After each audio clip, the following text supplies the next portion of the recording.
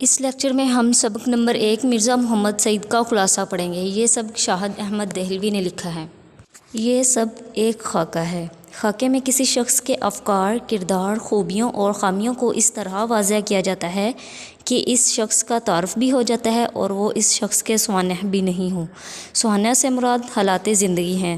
سوانح میں کسی بھی شخص کی پیدائش سے لے کر وفات تک کے تمام سفر کو قلم بند کیا جاتا ہے۔ اس لیے ظاہر سی بات ہے کوئی کتاب چاہیے۔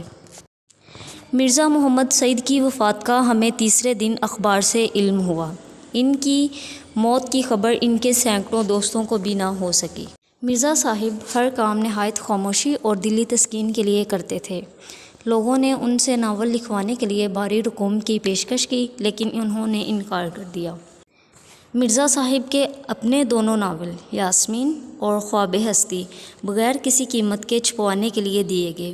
آپ کی معرکۃ الآراء کتاب اور مذہب اور باطنیت بھی بغیر کسی معاوضے کے چھپی، اور یہ ایک ایسی کتابیں ہیں کہ اگر اردو کی 100 عمدہ کتابیں چھانٹی جائیں تو ان میں سے ایک کتاب یہ بھی شامل ہوگی۔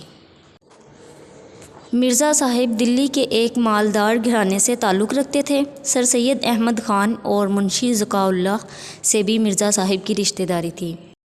آپ نے گورنمنٹ کالج سے تعلیم حاصل کی اور بعد ازاں علی گڑھ کالج اور گورنمنٹ کالج لاہور میں پروفیسر بھی مقرر ہوئے۔ آپ نے علامہ محمد اقبال سے بھی اکتساب فیض کیا۔ پطرس بخاری اور سید امتیاز علی تاج بھی آپ کے شاگرد تھے۔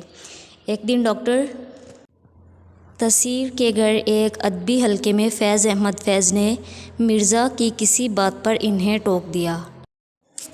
مرزا صاحب نے ایسی علمی بحث کی کہ فیض بھی دم بخود رہ گئے اور مرزا صاحب کی علمی لیاقت کے قائل ہو گئے۔ مرزا صاحب کو مطالعے کا بہت شوق تھا۔ اپنی پینشن کا زیادہ حصہ کتابیں خریدنے میں ہی صرف کرتے تھے۔ قیام پاکستان سے پہلے صوبائی مسلم لیگ کے صدر بھی بنے۔ 40 برس کی عمر میں آپ کے ہاتھوں میں رعشہ یعنی کپکپی آ گیا، جس کی وجہ سے لکھنے میں دقت ہوتی تھی۔ آپ بہت خوش اخلاق، خوش مزاج اور خوش لباس شخص تھے۔ موت برحق ہے، مرنا سب کو ہے، لیکن مرنے میں فرق ہوتا ہے۔ مرزا صاحب کی وفات کا صدمہ اس لیے زیادہ ہے کہ ایسے قابل اور عظیم لوگ زمانے میں کم ہی پیدا ہوتے ہیں۔ اگر آپ اردو یا اردو کے حوالے سے کسی بھی ٹیسٹ یا MCQs کی پریکٹس کرنا چاہتے ہیں تو آج ہی گرین ایجوکیشن ایپ انسٹال کریں اور سپر سیشن کا حصہ بنیں۔ مزید معلومات کے لیے دیے گئے نمبر پر رابطہ کریں۔